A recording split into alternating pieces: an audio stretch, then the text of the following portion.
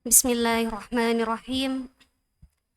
Assalamualaikum warahmatullahi wabarakatuh. Alhamdulillahi rabbil alamin. Wassalatu wassalamu ala sayyidina Muhammadin wa ala alihi wa sahbihi ajma'in wa ba'du. Yang saya hormati keluarga besar Pesantren Pasca Tahfidz Bait Al-Quran Pusat Studi Al-Quran, teman-teman Bait Al-Quran Angkatan ke-36 yang saya banggakan. Hadirin yang dirahmati Allah, tidak ada bacaan yang seperti Al-Quran,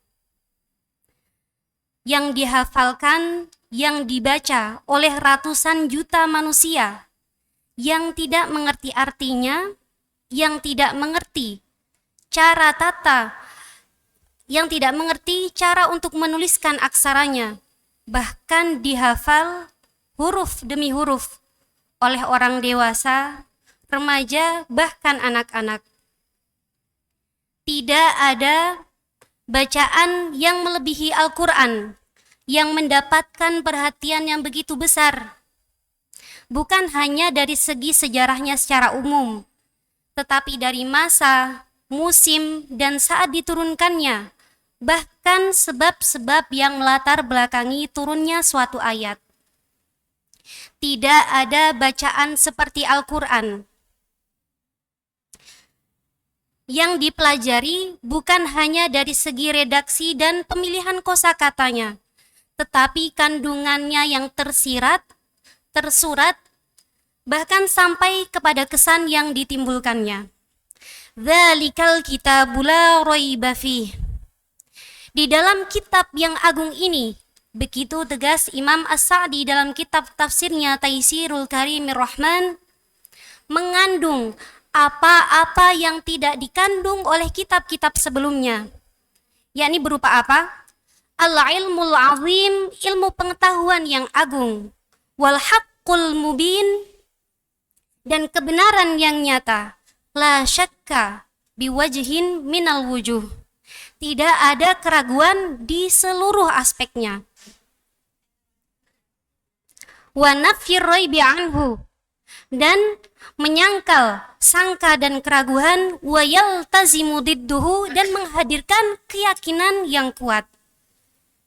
Teman-teman yang berbahagia, Allah Subhanahu wa taala menggunakan lafaz dzalika pada ayat kedua surat Al-Baqarah ini. Lafaz dzalika itu adalah ismul isyarah lil ba'id. Tetapi ulama sepakat menafsirkan bahwa lafaz dzalika ini bermakna hadza, yakni hadzal kitab. Penggunaan lafaz dzalika ini untuk menunjukkan li'uluwi sya'nihi, untuk menunjukkan keagungan kedudukan kitab Al-Quran ini. Kemudian lafaz Al-Kitab. Al-Quran memiliki 32 nama, sebagaimana yang dicantumkan Imam Ar-Razi dalam kitab tafsirnya. Salah satu penamaan Al-Quran dengan nama Al-Kitab ini untuk menunjukkan bahwasanya wahyu Al-Quran yang diturunkan Allah Subhanahu wa taala kepada Nabi Muhammad sallallahu alaihi wasallam itu bisa ditulis dalam bentuk huruf, kata, dan kalimat.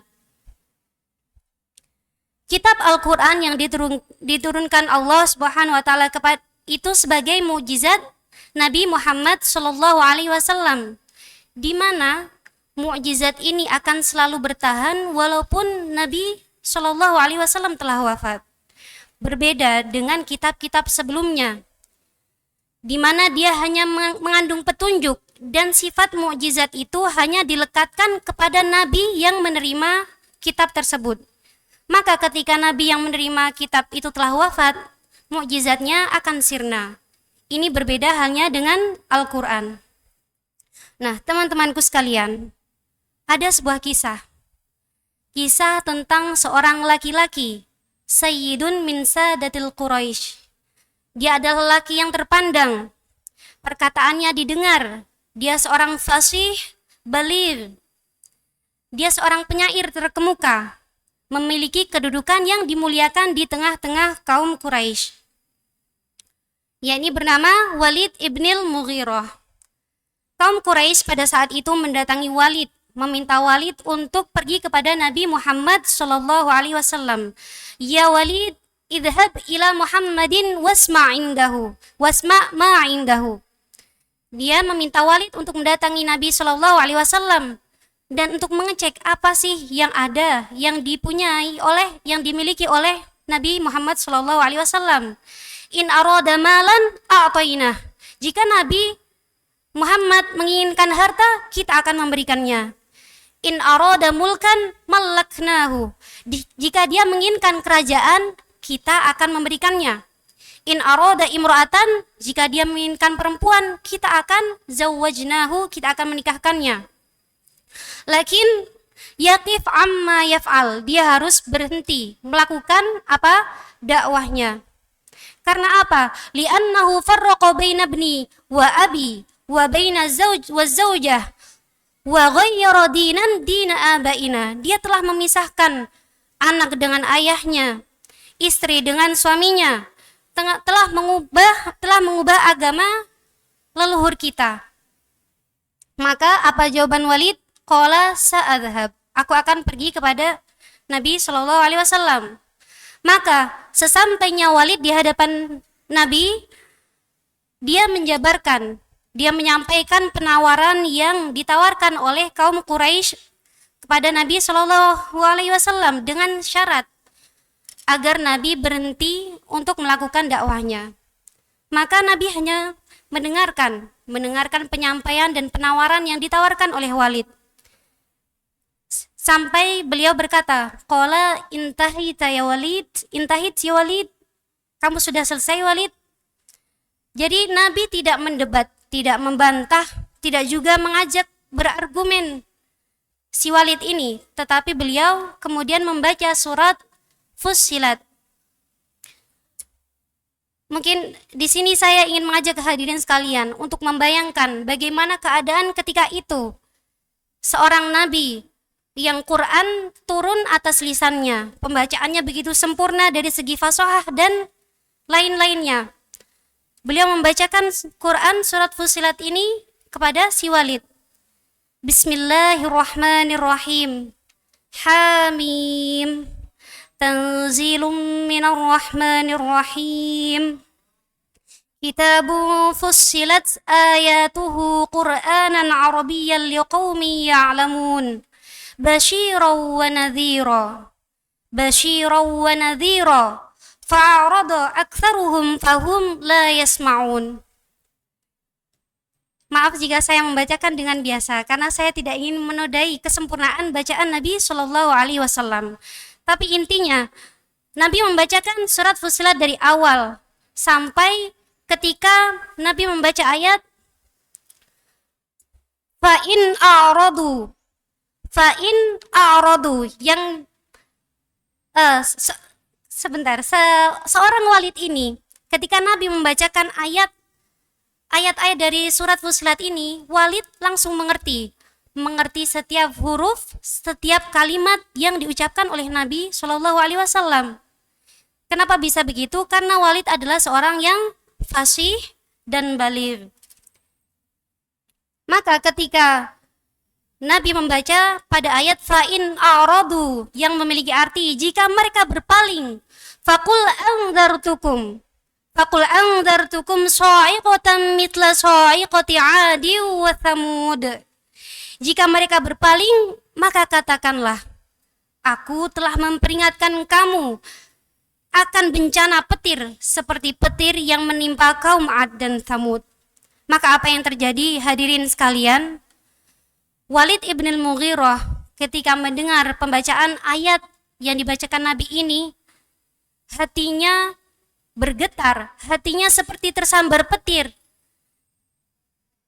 Karena dia ini ketakutan dengan penjelasan atas pemahaman ayat yang dibacakan oleh Nabi Shallallahu Alaihi Wasallam ini, sehingga dia berkata pada Nabi, Ya Muhammad, kif hasbuka ya Muhammad hasbuk.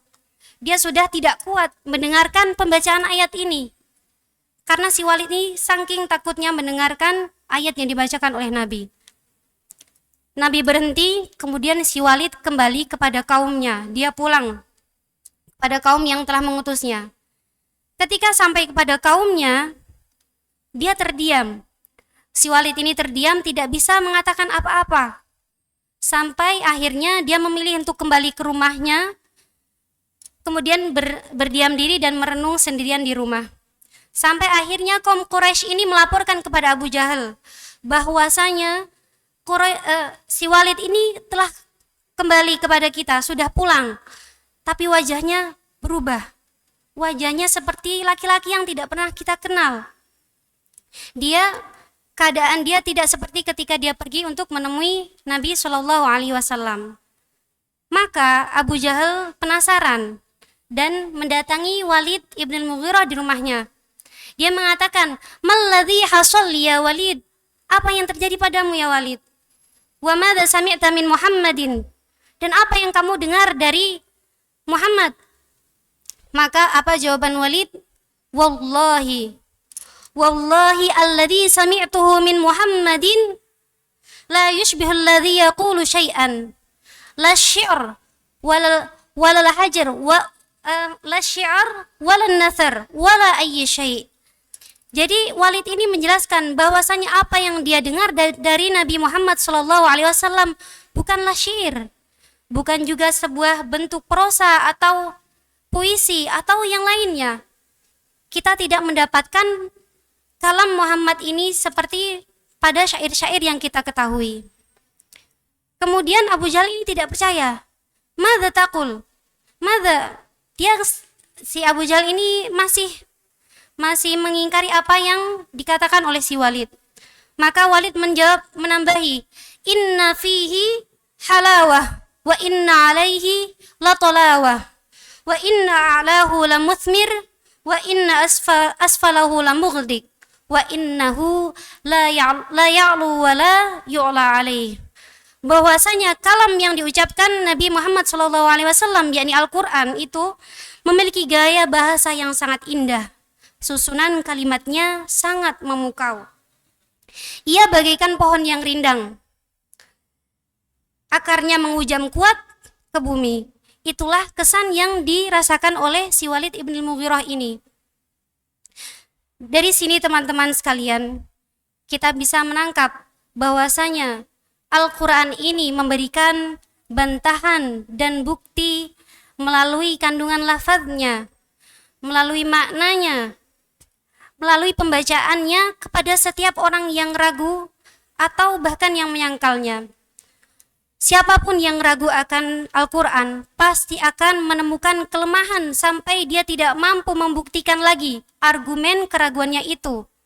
Dan dia akan menghancurkan siapa saja yang mengingkari kitab Al-Quran ini. Dan patutnya kita sebagai muslim, yakinlah kita bahwasanya Al-Quran kitab la raiba fih, yang tidak ada keraguan, la min haitsu tanzilihi la min haitsu lafzihi wa ma'nah, tidak ada keraguan dari sisi turunnya, dari sisi maknanya dan katanya dan lafadznya. Ini akan selalu dijaga oleh Allah Subhanahu wa taala, karena itulah janji yang Allah berikan, wa inna lahu lahafizun. Baiklah teman-temanku sekalian, saya mohon maaf atas segala kekurangan. Mungkin hanya ini. Billahi taufiq wal hidayah. Wassalamualaikum warahmatullahi wabarakatuh.